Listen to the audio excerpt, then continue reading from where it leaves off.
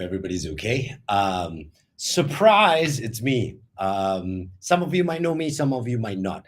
If you don't know me, my name is JJ. I've worked as a radio announcer for what more than 20 years.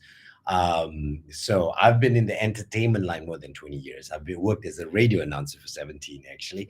So one of the biggest things that people bring up with me is the fear of public speaking, of speaking in public and being in front of people, and it's something that cripples some people. People don't know what to do. They're like, I don't know. Why do I have to stand up of people in front of people and speak? But you have to realize the ability to speak in front of people helps you a lot. All right, it helps you a lot, especially when it comes to being recognized, getting your ideas out there, discussing on things that might not suit you right, and you think it needs some fixing. So if you remain quiet, a lot of people assume that agree with the idea. So when it comes to public speaking, a lot of people fear it. And then if you can, now, if you're watching this live, just type in live in the comment. But if you're watching this on the repeat, I would love to know, because I'm going to check in the comments as well. What cripples you when it comes to public speaking? Especially when I do my classes. Yes, I do my classes a lot. I train a lot of people when it comes to storytelling, public speaking, and all that.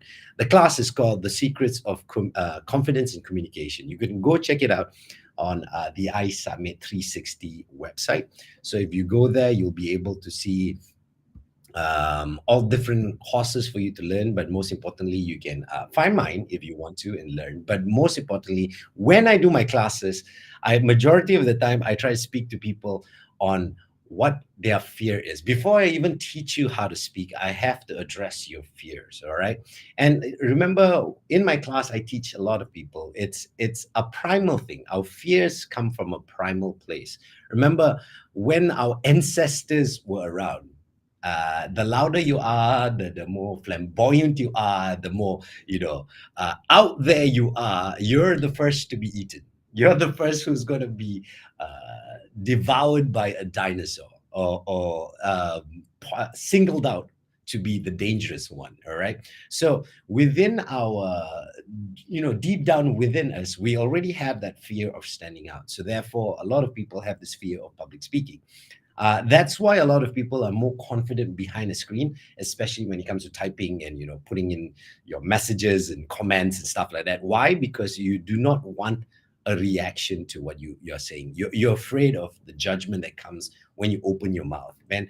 And that is one of the crippling fears when it comes to people. All right, the fear of being judged.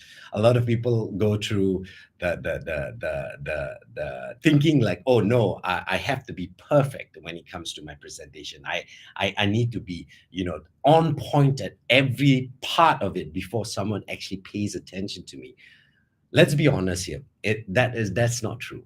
That is not true. Remember, your imperfections sometimes could be the endearing point that pulls people in. So it's very important for you to realize this. A lot of people tends to think that you practice and practice and practice, trying to be perfect. And as soon as you slip up a bit, that's when you crumble.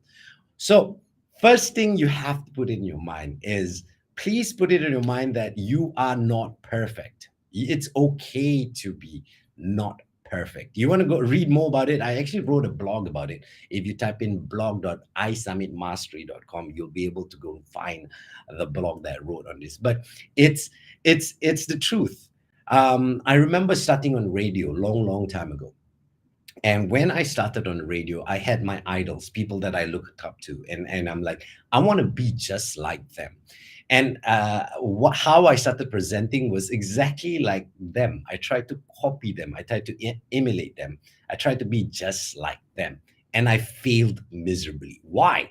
Because I am not them. I have my own nuances. I have my own style. I have my own way of presenting things. I have my own way of communicating. So each of us have a different way of communicating. Now, if you try and copy someone else, half of your brain is thinking of how they would say it rather than just saying it.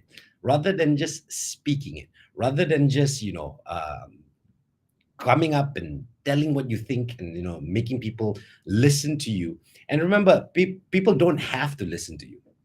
Like with this video as well, I don't know who's going to pay attention, but if you are, just put it in the comments, say I am. I'll be very appreciative of that. But the truth is, we don't know who's going to listen to you. The idea is for you to just speak. And and when you speak and when you share your ideas, you have to remember this. Okay, there's going to be opposing ideas to your fact. And what that helps, how that helps is, it helps you refine your thought process. It helps you refine your point of view. So by speaking up and by speaking in public and telling people about your point of views, your ideas, it helps refine your way of thinking.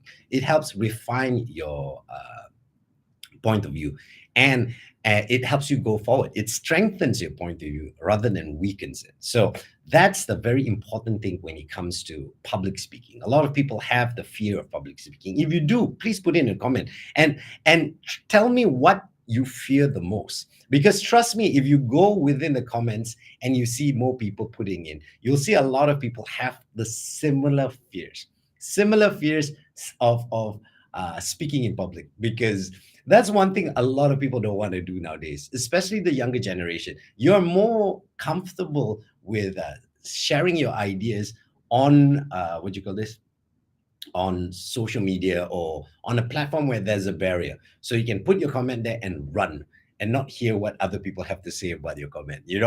So and most of the times you put it in as oh, I'm just passing on opinion. Problem is, sometimes you don't realize your opinion is, the way you presented it is more of a judgment than an opinion. So you have to realize how you to present that, how you can use certain tricks that I learned throughout the years.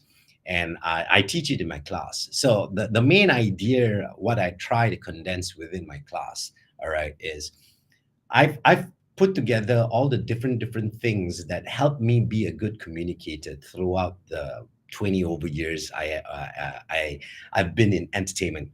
Remember, entertainment itself, just being a radio DJ, is one thing you can learn. But I've been a radio DJ, I've been a TV presenter, I've been an MC, I've been a stage actor, I've been so many things. Even I've been a creative director, where you have to sit down and try and pitch your ideas to clients. So all those different aspects I've learned.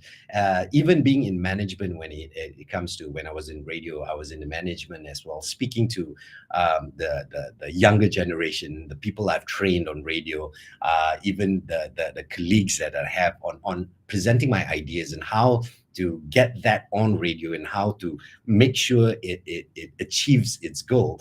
It took time to learn what I learned. So if you want the condensed version, if you want the shortcut version to learn it, just go down to the link over there, isubmitmastery360.com. You'll be able to go and learn the class there. There's so many more other classes there for you to learn as well, knowledge for you to acquire. And remember that one thing I like to say when it comes to knowledge, all right? People can take away your job. People can take a lot of things away from you.